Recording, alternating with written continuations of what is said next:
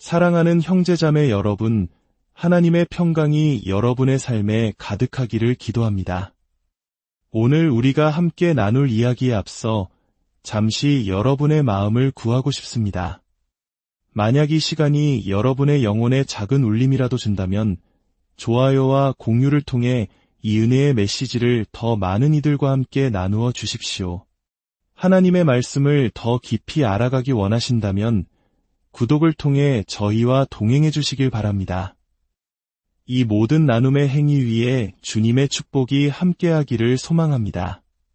자, 이제 오늘의 이야기, 우리는 어떻게 거듭나는가에 대한 깊은 여정을 시작하겠습니다. 우리가 어떻게 하나님의 자녀로 다시 태어나 그분의 가족이 될 수 있는지에 대한 이 심오한 질문은 모든 신앙의 핵심입니다. 위대한 구원의 계획은 성부, 성자, 성령, 삼위일체 하나님의 완벽한 협력으로 이루어집니다. 시간이 시작되기도 전 영원 속에서 성부 하나님께서는 당신의 백성을 선택하시고 그들을 아들 예수 그리스도께 선물로 주셨습니다. 그리고 그 아들을 이 땅에 보내시어 바로 그 선택된 자들을 위해 자신의 생명을 내어주게 하셨습니다. 성자 예수님은 아버지로부터 이 귀한 선물을 받으시고 자신의 뜻이 아닌 오직 아버의 뜻을 이루기 위해 이 땅에 오셨습니다. 그분의 사명은 분명했습니다. 아버지께서 주신 양들을 위해 당신의 친구들을 위해 목숨을 버리는 것이었습니다. 이제 우리는 그 그리스도의 죽음이 아버지께서 선택하신 자들의 삶에 어떻게 적용되는지를 살펴보려 합니다. 영원전의 선택과 2000년 전의 십자가 사건이 오늘을 살아가는 우리의 삶 속에서 어떻게 실제가 되는가? 그것은 바로 성령 하나님의 사역을 통해 이루어집니다. 성령께서는 지금 이 순간에도 전 세계 곳곳에서 선택받은 영혼들을 하나님 나라의 자녀로 태어나게 하는 놀라운 일을 행하고 계십니다. 성경을 펴서 요한복음 1장으로 함께 가보시겠습니다. 은혜의 교리들이 성경의 뒷부분에 숨겨져 있는 것이 아니라 각 책의 가장 첫머리에 선포되고 있다는 사실은 참으로 놀랍습니다. 에베소서 1장 4절은 창세전에 그리스도 안에서 우리를 택하사라고 선포하며 고린도전서는 우리가 부르심을 받고 택함 받았음을 여러 번 강조합니다. 요한복음 역시 마찬가지입니다. 우리가 하나님의 주권적인 중생, 즉 거듭남에 대해 생각할 때 요한복음은 그 진리를 책을 펴자마자 우리 눈앞에 펼쳐 보입니다. 요한복음 1장 13절이 바로 그 핵심 구절입니다. 하지만 그 의미를 더 깊이 이해하기 위해 12절부터 살펴보겠습니다. 12절은 인간의 관점에서 구원을 설명합니다. 영접하는 자 곧 그 이름을 믿는 자들에게는 하나님의 자녀가 되는 권세를 주셨으니 여기서 영접하는 자란 참 빛이신 예수 그리스도를 받아들이는 모든 사람을 의미합니다. 그들에게 오직 그들에게만 하나님의 자녀가 되는 권세, 즉 하나님의 가족으로 들어올 자격이 주어집니다. 그렇다면 질문이 생깁니다. 이들은 어떻게 하나님의 자녀가 되었을까요? 어떻게 하나님의 가족 밖에서 안으로 들어올 수 있었을까요? 그 해답이 바로 13절에 있습니다. 이 구절은 신적인 관점, 즉 하나님의 시선에서 그 비밀을 풀어줍니다. 이는 혈통으로나 육정으로나 사람의 뜻으로 나지 아니하고 오직 하나님께로부터 난 자들이니라. 잠시 멈춰 이 구절을 깊이 묵상해 봅시다. 여기서 나다라는 표현은 육체적 출생이 아닌 영적인 탄생, 즉 거듭남을 의미합니다. 이것이 바로 중생의 교리입니다. 중생이란 영적으로 죽어있던 영혼에게 하나님께서 새 생명을 불어넣어 주시는 하나님의 절대적인 행위입니다. 그것은 죽었던 남자와 여자의 영혼 속에 깃드는 하나님의 생명 그 자체입니다. 우리는 본래 허물과 죄로 죽었던 자들이었습니다. 그러나 이 새로운 탄생, 이 거듭남이 우리에게 영원한 생명과 영적인 생명을 부여합니다. 거듭남은 우리에게 새로운 마음, 새로운 생각, 새로운 기질, 새로운 감정, 새로운 본성, 새로운 삶을 줍니다. 이전 것은 지나갔으니 보라 새 것이 되었도다. 사도 요한은 이 영적 탄생이 어떻게 일어나는지를 설명하기 위해 세 가지 부정적인 진술과 한 가지 긍정적인 진술을 사용합니다. 그는 우리가 오해할 여지가 없도록 이 점을 집요하게 강조합니다. 첫째, 혈통으로 나지 아니하고. 이는 우리의 육체적 혈통, 생물학적 유전과는 아무 상관이 없다는 뜻입니다. 부모님이 거듭난 신자라고 해서 자녀가 자동으로 거듭나는 것은 아닙니다. 할아버지, 증조할아버지가 믿음의 사람이었다고 해서 내가 구원받는 것도 아닙니다. 당시 유대인들은 아브라함의 자손이라는 혈통만으로 자신들이 당연히 구원받을 것이라 생각했지만 요한은 그것이 아님을 분명히 합니다. 둘째, 육정으로 나지 아니하고. 이는 인간적인 노력이나 종교적인 열심으로 되는 것이 아님을 의미합니다. 우리가 아무리 선한 행위를 쌓고 종교적인 의무를 다하려 했어도 그것이 우리를 거듭나게 할 수는 없습니다. 셋째, 결정적인 한방입니다. 사람의 뜻으로 나지 아니하고. 이것은 거듭남이 인간의 의지에서 시작되지 않는다는 것을 의미합니다. 우리가 먼저 자신의 의지를 발동하여 나는 이제 거듭나겠다고 결심하고 그 결과로 거듭나는 것이 아닙니다. 순서는 그와 정반대입니다. 우리는 먼저 거듭나고 그 후에야 비로소 하나님을 향한 거룩한 의지를 발휘하게 됩니다. 여러분께 다시 묻겠습니다. 여러분이 육체적으로 태어나기 위해 무엇을 하셨습니까? 답은 아무것도 없다입니다. 태어나기로 선택하셨습니까? 아닙니다. 우리는 그저 이 세상에 존재하게 되었습니다.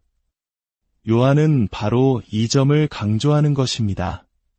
혈통도 육체의 노력도 인간의 의지도 아닙니다. 그렇다면 무엇입니까? 13절의 마지막 강력한 긍정의 선포가 나옵니다. 오직 하나님께로부터 난 자들이니라 그렇습니다. 우리는 우리의 의지가 아닌 하나님의 의지로 거듭납니다. 우리의 노력이 아닌 하나님의 역사로 다시 태어납니다. 모든 선택은 하나님 안에서 시작되었고 우리를 그분의 나라로 태어나게 하신 것은 전적인 하나님의 일이었습니다. 이제 요한복음 3장으로 넘어가 보겠습니다. 예수님께서는 니고데모와의 대화에서 거듭남이 성령의 주권적인 사역임을 가르치십니다. 3절에서 예수님은 말씀하십니다.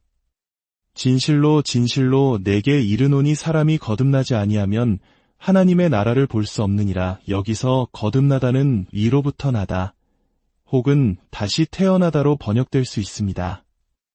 예수님은 8절에서 이 신비로운 성령의 사역을 바람에 비유하십니다. 바람이 임의로 불매 내가 그 소리는 들어도 어디서 와서 어디로 가는지 알지 못하나니 성령으로 난 사람도 다 그러하니라. 바람이 어디로 불지 사람이 결정하지 못합니다. 바람은 보이지 않는 하나님의 손에 의해 스스로 갈 길을 정합니다. 우리는 바람의 소리를 듣고 그 효과를 볼 수는 있지만 바람 자체를 보거나 그 경로를 통제할 수는 없습니다. 허리케인이 휩쓸고 지나간 지역을 상상해 보십시오. 집들이 납작해지고 거대한 나무들이 뿌리 뽑힙니다. 우리는 그 보이지 않는 힘의 어마어마한 결과를 목격하지만 허리케인이라는 바람 자체를 눈으로 본 사람은 아무도 없습니다. 그것은 압도적이고 강력합니다.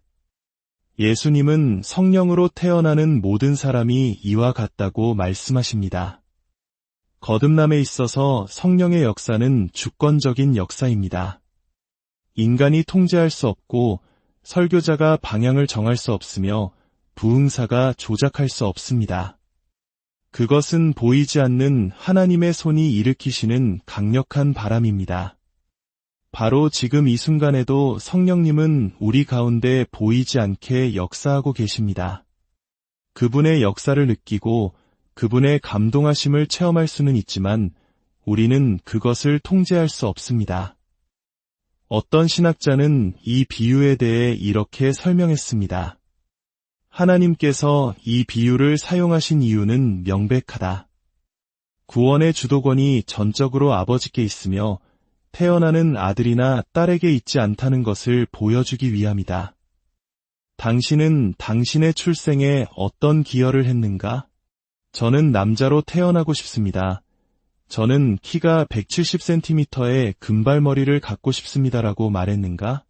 물론 아니다. 당신은 그 일에 전혀 관여하지 않았다. 아버지가 어머니를 만났고 그 두 분 사이에서 당신이 태어났으며 당신은 그저 그 일이 일어난 후에야 모든 것을 깨달았을 뿐이다. 그러므로 하나님께서 이 출생의 비유를 사용하실 때 그것은 당신의 구원에 대한 책임이 오직 하나님께만 있음을 보여주기 위함이며 당신이 믿게 된 것은 오직 하나님께서 먼저 당신 안에 믿을 수 있는 생명을 창조하셨기 때문이라는 것을 가르치기 위함이다. 이것을 신학적인 용어로 모너기즘적 중생, 즉 하나님의 단독 사역에 의한 거듭남이라고 부릅니다. 모노는 하나를 의미하고 에르곤은 일, 에너지를 뜻하는 헬라어입니다. 즉 중생이라는 일에 오직 한 분, 하나님만이 유일한 행위자이심을 의미하는 것입니다. 인간은 전적으로 수동적입니다. 반대로 어떤 이들은 시너기즘적 중생, 즉 협력 사역에 의한 거듭남을 주장합니다. 신은 함께라는 뜻으로 하나님과 인간이라는 두 행위자가 거듭남의 과정에 함께 참여한다고 보는 견해입니다. 인간이 성령의 역사에 협력해야 하며 또한 거부할 수도 있다고 생각합니다. 하지만 이것은 성경이 가르치는 진리와는 거리가 멉니다. 베드로전서 1장 3절은 명확하게 선포합니다. 우리 주 예수 그리스도의 아버지 하나님을 찬송하리로다. 그의 많으신 긍휼대로 예수 그리스도를 죽은 자 가운데서 부활하게 하심으로 말미암아 우리를 거듭나게 하사 산 소망이 있게 하시며 우리를 거듭나게 하시는 분은 오직 하나님이십니다.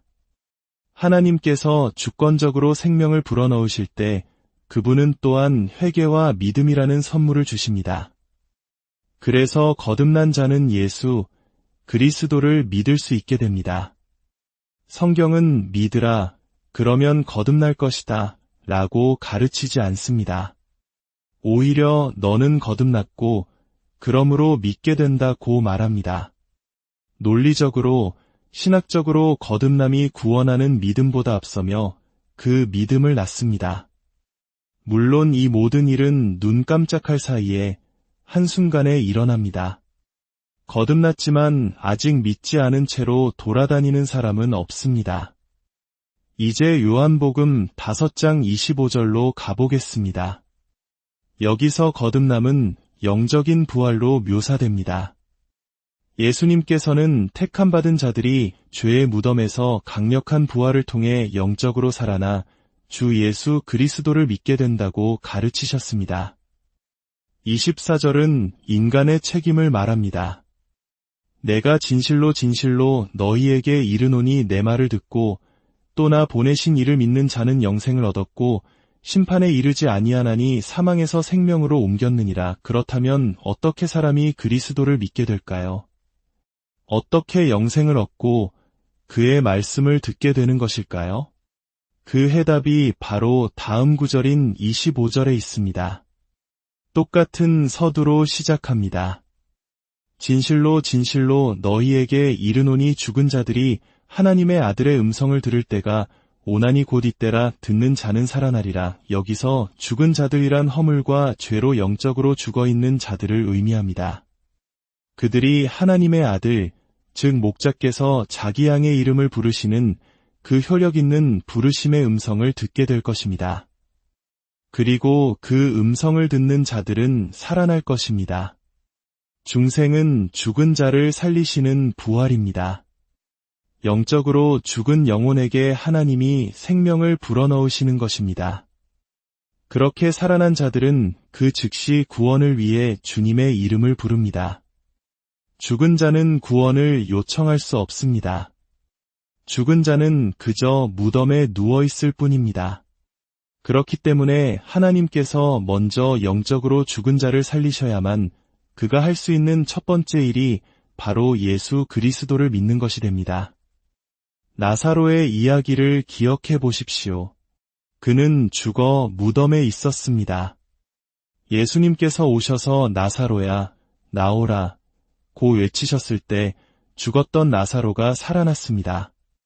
만약 예수님께서 나사로야라고 이름을 특정하지 않으시고 그저 나오라 고만 하셨다면 그 무덤가의 모든 죽은 자들이 일어났을 것입니다. 그러나 예수님은 오직 나사로의 이름을 부르셨고 나사로만이 살아나 걸어 나왔습니다. 이것이 바로 모든 거듭남의 그림입니다. 하나님께서 죽은 영혼의 이름을 부르실 때 그는 살아나 예수 그리스도를 믿게 되는 것입니다. 에스겔 37장의 마른 뼈, 골짜기 환상도 마찬가지입니다. 하나님은 에스겔에게 마른 뼈들을 향해 말씀을 선포하라고 명하셨습니다. 인간적으로는 불가능하고 비합리적인 명령이었습니다. 그러나 에스겔이 순종하여 죽은 뼈들을 향해 예언할 때 사방에서 생기의 바람이 불어왔고 뼈들이 서로 연결되고 살아나 거대한 군대를 이루었습니다. 이것은 마지막 때에 이스라엘의 구원을 보여주는 그림입니다.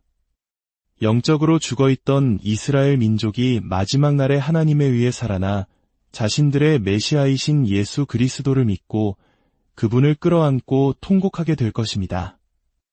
이것이 바로 거듭남의 본질입니다.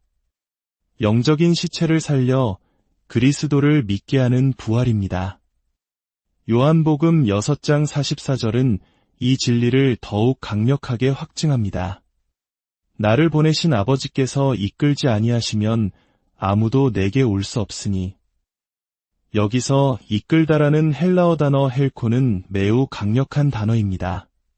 그것은 단순히 유혹하거나 권유하거나 초대하는 것을 의미하지 않습니다. 이 단어는 무거운 물체나 사람을 힘으로 끌어당기는 것을 의미합니다. 성경의 다른 곳에서는 그물에 가득 찬 153마리의 물고기를 해변으로 끌어올릴 때, 그리고 바울을 시장이나 성전 밖으로 강제로 끌고 갈 때 사용되었습니다. 이것이 바로 성령의 사역입니다. 우리는 모두 양처럼 길을 잃고 각자 제 길로 갔던 자들입니다. 우리는 하나님의 원수였고 복음에 저항하며 하나님을 향한 적대감으로 가득 차 있었습니다. 그런 우리를 하나님께서 문자 그대로 끌어당겨 그리스도께로 인도하신 것입니다. 그 끌어당기시는 과정 속에서 우리의 돌같이 굳은 마음을 제거하시고 살처럼 부드러운 마음을 주셨기에 우리는 비로소 그리스도께 나아오기를 갈망하게 되었고 겸손히 그분께 달려오게 된 것입니다. 하나님의 뜻은 인간의 뜻보다 위대하며 하나님의 능력은 인간의 저항보다 강력합니다. 그래서 37절은 내게 주시는 자는 다 내게로 올 것이요 라고 확신에 차서 선포하는 것입니다. 위대한 설교자 찰스 스펄전은 이 구절에 대해 이렇게 외쳤습니다. 저는 하나님의 반드시 하리라와 반드시 될지라는 말씀을 사랑합니다. 인간이 내가 무엇을 하겠다고 말해봐야 무슨 소용이 있습니까? 그러나 하나님이 하리라 하시면 반드시 그렇게 되고 하나님이 될지라 하시면 반드시 그렇게 됩니다. 하나님은 여기서 많은 자들이 오리라고 말씀하셨습니다.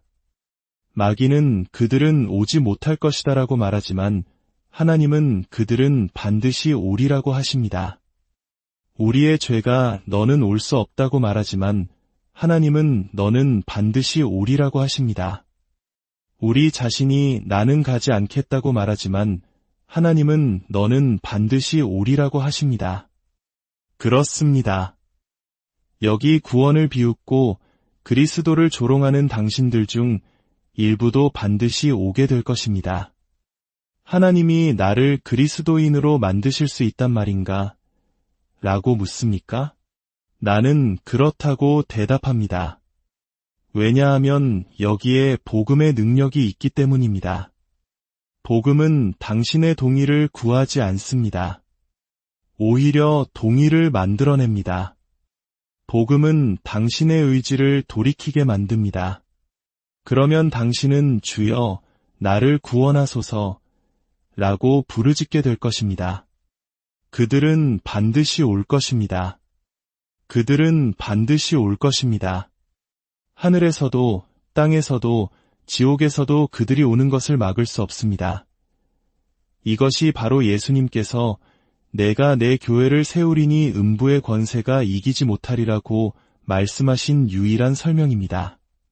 세상이, 사탄이, 악마가, 그리고 우리 자신의 타락한 마음이 아무리 강력하게 반대하더라도 그리스도께서는 당신의 교회를 세우실 것이며 택함받은 모든 자들은 한 사람도 남김없이 예수 그리스도께 믿음으로 나아올 것입니다.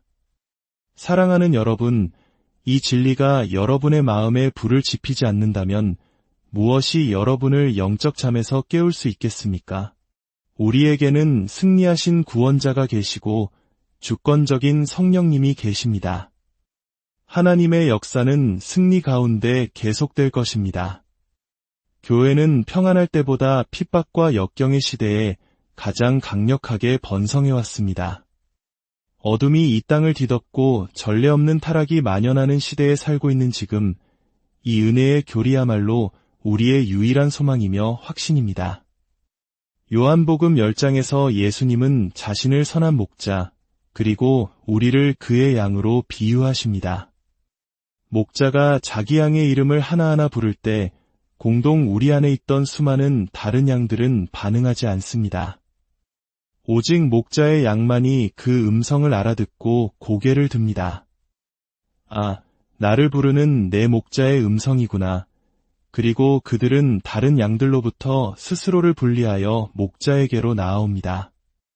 목자는 그들을 푸른 초장과 쉴만한 물가로 인도합니다. 이것이 바로 하나님께서 여러분의 삶에 행하신 일입니다. 여러분이 하나님 나라에 들어왔을 때 아마 그 순간에는 이 모든 것이 전적인 하나님의 은혜여 주권적인 역사임을 깨닫지 못했을 수도 있습니다. 그러나 오늘 말씀을 통해 우리는 그것이 죽은 자를 살리시고 하나님 나라의 자녀로 태어나게 하시며 목자의 음성을 들을 귀를 주시고 저항할 수 없는 은혜로 그리스도께로 이끄신 하나님의 초자연적이고 주권적인 역사였음을 분명히 알게 됩니다. 하나님께서 당신의 아니오라는 대답을 받아들이지 않으셨다는 사실이 기쁘지 않으십니까? 그분이 당신의 의지를 돌이켜주신 그 능력의 날에 대해 말로 다할 수 없이 감사하지 않으십니까? 우리가 얼마나 전적으로 타락했고 영적으로 죽어 있었는지를 깊이 깨달을 때에만 한 영혼이 예수 그리스도를 믿게 되는 것이 얼마나 엄청난 기적인지를 진정으로 감사하고 이해할 수 있습니다. 이 모든 것은 성부, 성자, 성령 삼위일체 하나님의 완벽한 조화 속에서 이루어지는 구원의 대서사시입니다. 아버지는 구원할 자들을 선택하여 아들에게 주시고 아들은 그들을 위해 생명을 버려 실제로 구원하시고 화목케 하시며 성령은 이 땅에 오셔서 세상으로부터 그들을 불러내어 그리스도께로 이끄십니다. 그러므로 하나님께서 시작하신 이 구원은 결코 실패할 수 없습니다. 그분이 주시는 생명은 5년짜리, 10년짜리 생명이 아니라 영원한 생명입니다. 영원 속에서 결정된 것은 시간 속에서 취소될 수 없습니다.